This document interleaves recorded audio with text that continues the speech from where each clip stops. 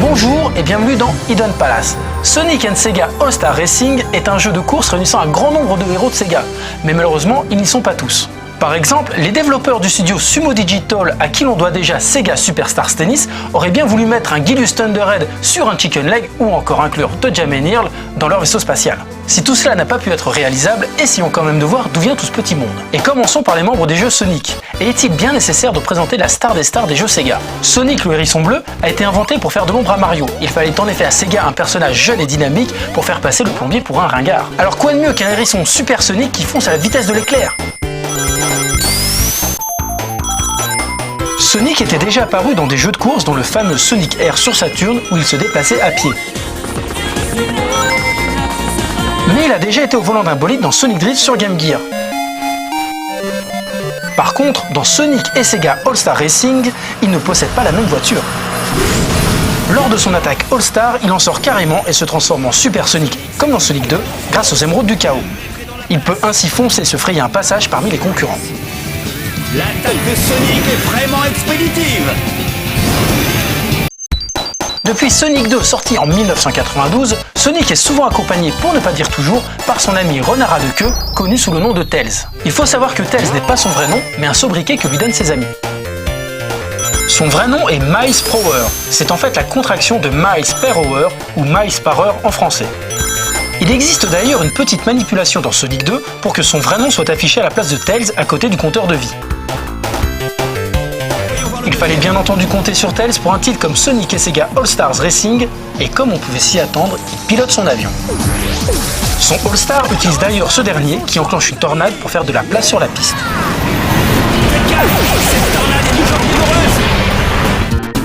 Knuckles, l'équidné éternel rival de Sonic, est également de la partie.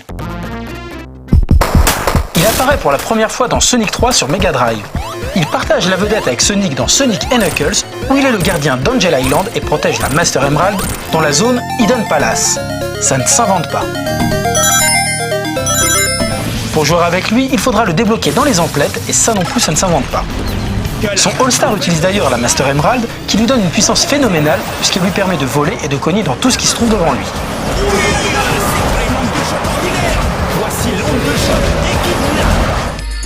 Amy fait aussi partie du cast. Elle apparaît pour la première fois dans Sonic CD sur Mega CD avec un look assez différent de ce qu'on connaît aujourd'hui. Elle était d'ailleurs connue sous le nom Rosie the Rascal à cette époque-là. Elle devient d'ailleurs jouable sous son ancienne forme dans Sonic Drift, le jeu de course sur Game Gear. On la découvre avec son nouveau design dans Sonic Adventure sur Dreamcast, où elle est armée de son marteau Pico Pico, marteau que l'on retrouve d'ailleurs dans son All-Star. Amy est en mode All-Star!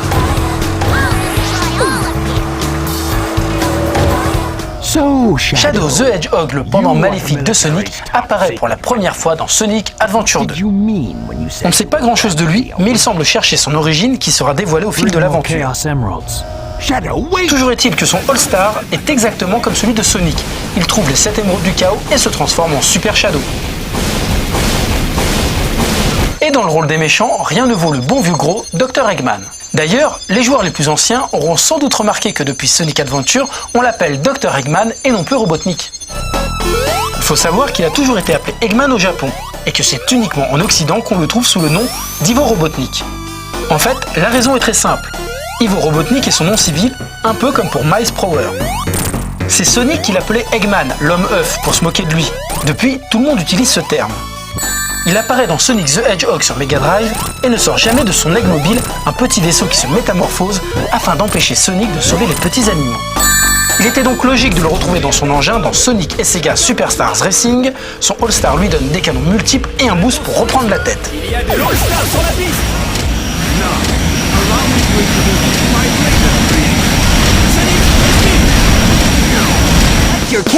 Le dernier personnage de l'équipe Sonic est aussi le moins charismatique, il s'agit de Big the Cat, un gros chat mauve qui apparaît dans Sonic Adventure. Il cherche à retrouver son ami Grenouille.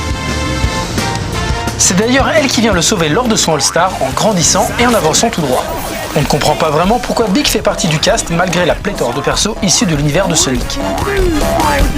Sortons un peu de la licence Sonic pour nous plonger dans l'univers chatoyant de Sega, à commencer par Ai-Ai, un singe qui a les boules. Ai-Ai est le personnage principal de la série Monkey Ball, un jeu d'arcade dans lequel le joueur doit mener un petit singe enfermé dans une sorte de gâchapon jusqu'à la sortie. Le joueur n'y incarne pas le singe, mais un plateau de jeu. Il a été démocratisé avec ses portages sur console et son lot de mini-jeux plus farfelus les uns que les autres. D'ailleurs, lors de son All-Star, Ai-Ai appelle ses compères qui mettent un sacré bazar sur la piste en percutant tout le monde. On trouve également dans le jeu des courses au tracé inspiré de Monkey Ball et autant dire que les virages y sont serrés. Une autre sorte de singe bizarre est également présent dans le jeu, il s'agit bien entendu d'Amigo, le singe dansant de Samba de Amigo. Il est apparu pour la première fois dans le jeu du même nom sur arcade. Ce dernier proposait aux joueurs de jouer littéralement avec des maracas sur des rythmes latins endiablés. La version Dreamcast reste aux yeux des joueurs qui s'y sont essayés comme un magnifique souvenir avec ces fameuses maracas recherchées activement par les collectionneurs. Le All-Star d'Amigo emmène également tous les persos qu'il dépasse dans une farandole frénétique avant de les faire exploser. Les courses inspirées de Samba de Amigo sont complètement folles, pas tant dans le tracé, mais plus dans les décors déroutants.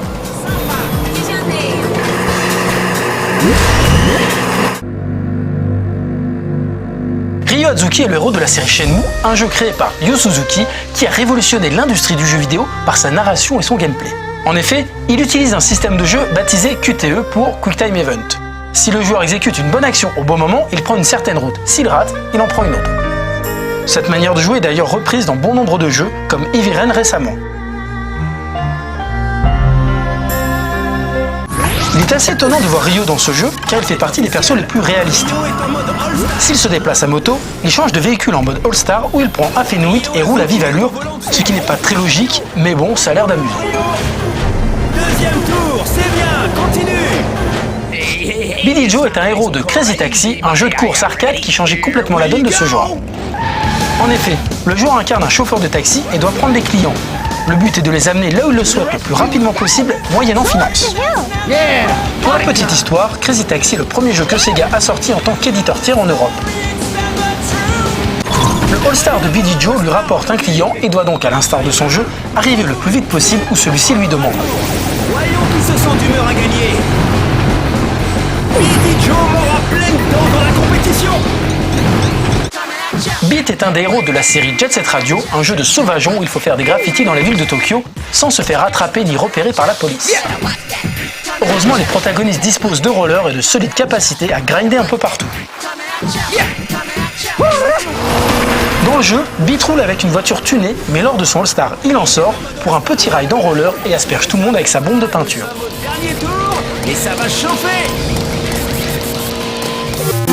Alex Kidd est une des premières mascottes de Sega et maîtrise le Junken Pon à la perfection, mais c'est aussi un pilote hors pair. On a pu le voir dans Alex Kidd in Miracle World où il conduit un scooter, mais surtout dans Alex Kidd BMX Trial qui est un jeu de course. Il est donc tout à fait normal de le voir débarquer ici. Pour en savoir plus sur Alex Kidd, je vous invite à aller découvrir le Hidden Palace qui lui est consacré sur No Life Online. Son All-Star le place au volant de sa motocoptère qui crache des flammes. On ne croit pas, mais méchant comme un verre, Alex Kidd. Billy Hatcher est un des tout derniers héros de chez Sega. Il apparaît pour la première fois dans Billy Hatcher and the Giant Egg sur Nintendo GameCube. C'est un jeu de plateforme qui n'a pas rencontré de succès. Effectivement, il était assez déroutant de devoir couver un œuf qui grandissait de plus en plus afin d'en faire un compagnon. Cependant, ce sympathique personnage a tout de suite été accepté dans la famille Sega. Good morning! Son All-Star le fait rouler sur un œuf et écrase les opposants qui croiseraient sa route. Une tête blonde sur un œuf de course. Pour sûr, c'est Billy. Peu de gens connaissent Zobio et Zobiko, et c'est bien normal, puisqu'il s'agit des protagonistes de The House of the Dead EX. C'est une version de The House of the Dead pensée pour les joueurs occasionnels. Le jeu y est plus cartoonesque et truffé de mini-jeux débiles comme le bowling ou le sumo. Le All-Star de Zobio et Zobiko fait grandir Zobio en géant qui fracasse tout sur son passage. Kidd a perdu les plumes. Déjà le deuxième tour. Le temps passe vite. Oulala est l'héroïne spatiale et sexy de Space Channel 5. Le joueur y incarnait pour une fois une fille et une reporter qui plus est. C'est un jeu musical où il faut sentir le rythme. En effet, aucune indication n'est donnée à l'écran pour savoir ce qu'il faut faire. Le joueur ne peut donc compter que sur son sens du groove et de la funky music pour s'en sortir.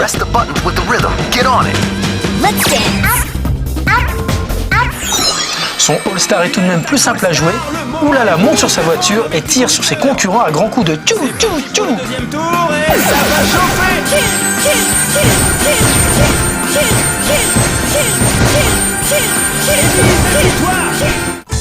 Jackie Bryant et Akira Yuki sont les protagonistes de Virtua Fighter, la série qui a démocratisé les jeux de baston en 3D. Hidden Palace a également été consacré à cette série, alors vous savez où aller si vous voulez en savoir plus. Leur All-Star fait sortir Akira de la voiture et donne un gros coup de boost. Robo et Mobo sont les héros de Bonanza Bros, un couple de voleurs géométriques. Il s'agit en fait de deux cambrioleurs qui doivent dérober un maximum de trésors dans un bâtiment. Ils doivent bien entendu faire attention à ne pas se faire attraper par la police, et le style graphique était très particulier à l'époque. Leur All-Star place un des joueurs dans un ballon dirigeable et ce dernier doit absolument jeter des bombes pour freiner les adversaires. Opa Opa est le héros de la série Fantasy Zone, une série qui a également eu le droit à son propre Hidden Palace. Son All-Star amène le shop et le joueur pourra décider quel type de bonus il souhaite utiliser. Attention les amis, Opa Opa et sa bombe ultime vont faire des dégâts. Waouh, Opa Opa met la compétition sans dessus-dessous. Les Chouchous font leur apparition dans Chouchou Rocket sur Dreamcast, un puzzle game où le joueur doit diriger des souris et éviter de se faire croquer par le gros chat Capou Capou. On se souviendra de Chouchou Rocket comme le premier jeu console jouable en ligne, mais pas seulement, puisqu'il s'agit également du premier jeu Sega en tant qu'éditeur tiers au Japon, avec son portage sur Game Boy Advance. C'est l'heure de la Son All-Star appelle un Capou Capou géant qui fait le ménage sur la piste. arrive. Les chouchous sont pour All-Star. Dans le jeu viennent ensuite les guests, et pour la version Xbox 360, il y en a deux, enfin trois, puisqu'il y a Banjo et Kazooie et l'Avatar. Banjo est un personnage créé par Rare pour la Nintendo 64. À l'époque, le studio appartenait à Nintendo, mais suite à différents désaccords, il fut racheté par Microsoft. Et c'est pour cela qu'on retrouve notre ami Ours sur Xbox 360, dans un jeu où il pilote une voiture justement. Mais ce n'est pas la première fois que Banjo se retrouve au volant d'un bolide, puisque sa première apparition n'est pas dans Banjo et Kazooie sur Nintendo 64, comme on pourrait le croire, mais dans Diddy Kong Racing sur cette même machine. Dans ce jeu, il rencontre le célèbre singe de Nintendo, mais également conquiert un autre personnage emblématique de Rare. Il a même eu le droit à son propre jeu de course Banjo Pilot sur GBA. C'est donc assez logiquement qu'on le retrouve à nouveau dans ce genre de jeu. Son All-Star fait tomber des pièces de puzzle partout sur la route en prenant le soin d'écraser ses adversaires. Il n'y a pas grand chose à dire sur les avatars, à part qu'il s'agit d'alter ego que l'on peut inclure dans certains jeux. Leur All-Star amène d'autres personnes qui portent la voiture pour dérouiller les adversaires qui se trouveraient sur le chemin. Je kiffe, je kiffe, je kiffe. Il n'y a pas grand chose à dire sur les Mi, à part qu'il s'agit d'alter ego que l'on peut inclure dans certains jeux. Leur All-Star amène d'autres personnes qui portent la voiture pour dérouiller les adversaires qui se trouveraient sur le chemin.